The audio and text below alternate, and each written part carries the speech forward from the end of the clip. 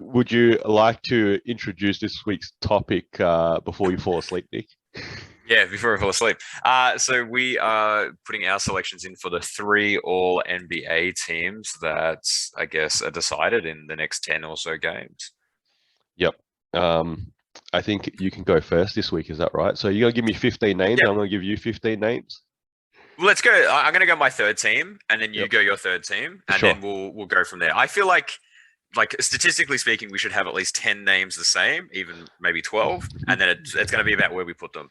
I had to look it up. All NBA still does the double guard, forward, and center format.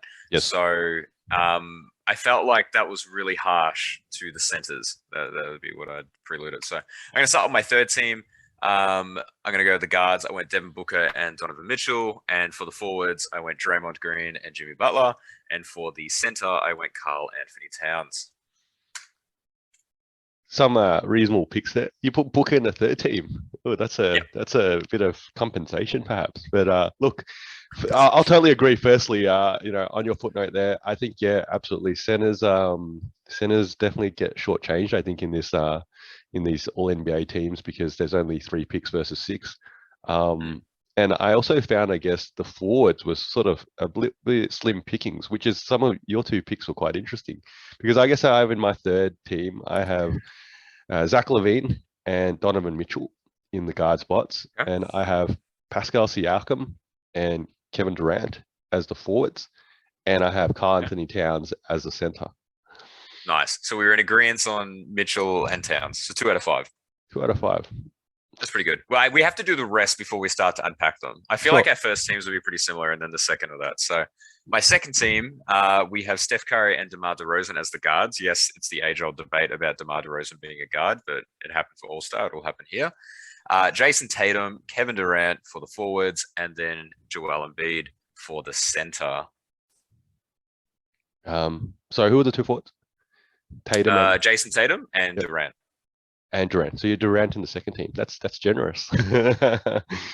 He's only missed about 12 or 15 games, and then the games that he has played, he's been, top of the league sort of stuff. I feel like that's better than what Draymond and Jimmy did.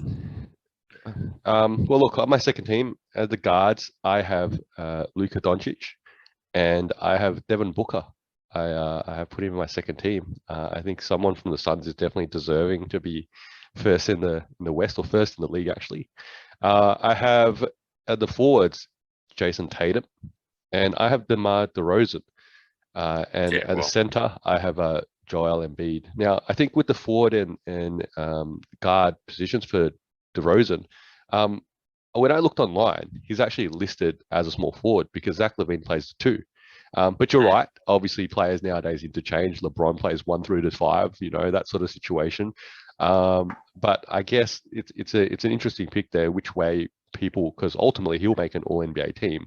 But ultimately, mm. which position will he make one in? That's a good point there. But yeah, Yeah, look, I think, look, obviously the most deserving Bull to be on the All NBA. And one of the interesting things about Booker was clearly the more, like, not necessarily more important Suns player, but the higher stats guy over him and CP and Aiton. But I think considering that he's had a handful of games, and CP's had a handful of games, the Suns are just one of those teams, right? It's just, unfortunately, they probably don't have first NBA players because the first NBA players are always your MVP candidates or, the players that do everything. So, which segues into the first team. So I had Ja Morant as one of the guards. I had Luka Doncic as my other guard. Obviously, because the Mavs had the second best record pretty much in 2022, and he's definitely come out of his shell after a rough start. LeBron James as one of the forwards, Giannis as the second forward, and then Nikola Jokic as the center. well, here's the good news: 4 out of 5 are the same picks, and clearly, I have Steph Curry on the first team versus Doncic. I think Steph's body of work is just greater than Lucas. I think you sort of got some short-term memory here because you sort of haven't considered Golden State came out of the gates flying. Steph Curry was probably the prime MVP front runner for the first 2 months of the season, give or take, until maybe around Christmas into the New Year's. And then obviously Joel Embiid came into conversation. Jokic has always been there. Giannis has always sort of been there. Ja Morant got hot. And obviously, Doncic now has finally started playing some good basketball, and obviously Dallas is starting to win, sort of really after the trade, I guess, at the deadline. But I think it's a bigger body of work here, and I think Golden State still have a greater record than Dallas. And I guess that's where I've obviously gone Curry over Luka, but fair enough pick. I can't argue with the Fair, stats. fair. It's so one of the reasons why I went Luca over Steph is Steph's only played an additional 8 games compared to Luca, but Luca outscores him, out rebounds him, out assists him, out field goal percentages him on normal but not threes. And then obviously, just has more memorable moments, or is at least probably more attributed to that. One of the things that I found interesting, you are a Draymond supporter and you didn't have him on the third team.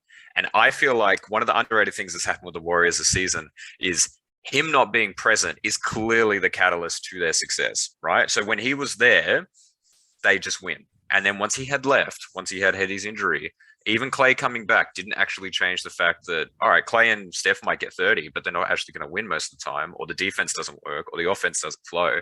And it's no knock against Steph Curry, but there is a really interesting narrative about him. One of the greatest shooter of all time, phenomenal player. But there's a little bit, he's one of the players that I think you could really hold against. What if he didn't have X teammate? Because if he'd never played with someone like Draymond Green, which has been evident for a good 20-game sample now, he's different. He's significantly different, right? Even if he puts up similar stats, they're not as efficient, they're not as easy, they're not as good, and it doesn't lead to the same level of team success. And I think Luka is more likely as a first NBA player to lead a team to victory without a teammate that he needs, whereas I think Steph actually needs that teammate a little bit more. I don't know if you've seen since he's gone out now, Golden State are struggling because they're not getting the Golden State feel that they generally have that's made them so dominant back in the day and a few years ago now. I think the bigger reality here is it's that every piece of the puzzle is critical. I think it's not just a single piece. Having Draymond there to really just fill that point forward role, that sort of quarterback on defense, that sort of the heart of the team is critical. I think his stats definitely never don't reflect that in a sense, and everyone knows that. And that's obviously why he's been rewarded previously, by making all NBA teams and obviously the defensive player awards and things like that, and all-star games obviously as well. So, but I think without Steph and ultimately without Clay to a certain extent, and the good pieces they got so far this year, they're not a whole unit. And that probably more alludes to the fact why I didn't pick them to come out of the West, even though I sort of had been high on them all year.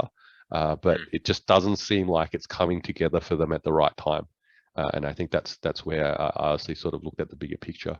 I think with going back to the All NBA teams, it was interesting you went for Green and you went for Butler, because I think, and I was trying to figure this out because there's no hard and firm rule, I don't believe, in the selections, is that how many games do you have to play to qualify? I think KD by sheer virtue of the weak forward position, I think there was quite a weak pool from the forwards to actually go, well, who else, if not KD, would you go in these top 6 spots? And obviously, I guess that's where I obviously went Siakam in there, because obviously he's actually been putting up really solid numbers. And Toronto obviously in that sort of play-in bracket at the moment, going to play playoffs ball.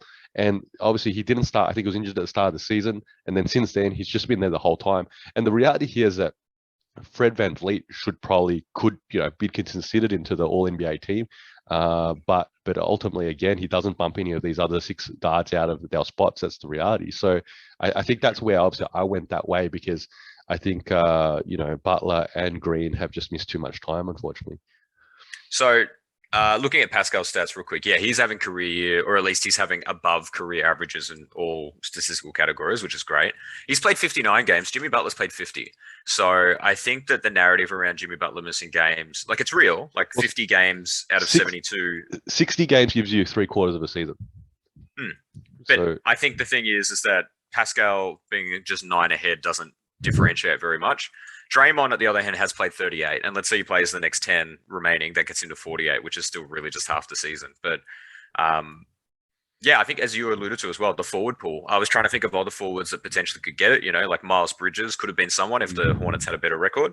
John Collins again if Hawks had a better record, and then that's another thing. Trae Young, irrelevant of his stats, not even in consideration for this, based off how the team performed. And James Harden didn't make the list because a lot of people were raving about his season. I didn't see it. I think it's been a pretty down year for him. Chris Paul, I think if he wasn't injured, he's a third All NBA potentially. He might bump someone like, depending on how you feel about DeMar DeRozan, one of those ones. I think yeah, Chris Paul was obviously one of the cuts, final cuts from the guard spot. Gobert obviously is one that you have to really consider. He hasn't been that impactful though, I guess, in the last half of the season, perhaps after he was injured for a short period and then he came back, and he just really doesn't seem to have as much of an impact since then. Like Utah's still rolling along, but just not putting up those sort of numbers in that sort of sense. I think the biggest choice for me was I actually didn't pick a player from the Heat. And the Heat are obviously in the number one spot right now for the East. But again, Butler missed too many games. The only option there was Tyler Hero. And again, he's not bumping into these 6 players out of the guard spot. And again, he's probably really not yet at an All NBA consideration. That's the reality. I think it echoes that same sentiment of what if it was just the 15 best players? How much would the list change? Because I think we were in alignment 13 or 14 out of 15, which is pretty good. Placement obviously varied person to person, but we had the similar players. So then let's say we just pick the best in who instantly gets off that list because someone else deserves it. You said Fred VanVleet. Well, perhaps he takes one of those forward spots that was kind of hard to fit. Like, maybe Fred VanVleet takes the Draymond Green spot for me instantly. And then the Miami Heat as well. Does Tyler Hero get somewhat of a recognition? But, I guess the other way of phrasing it is that these are technically the 15 best NBA players, or at least according to their position. These should be the 15 best players in the league currently. And this season, is that correct. indicative? Yeah, this season, right? And you look at someone like Kyrie Irving, that's a games played issue. That's not a talent issue. He's technically had a more impressive season than a lot of players in 20 games. Absolutely. So I guess now all that needs to be said and done is that we can tell whoever was right or wrong in a few months' time. We can count. Well, yeah, look, good little, even just for us, right? Like good little callbacks, right? We can do playoff brackets once they form. We can do prediction of series. That'll be a good one. There's a bragging rights here. How many of us got them right? I don't know. I don't know. I just don't feel Butler's going to get that nod, but maybe. I don't know. We'll see.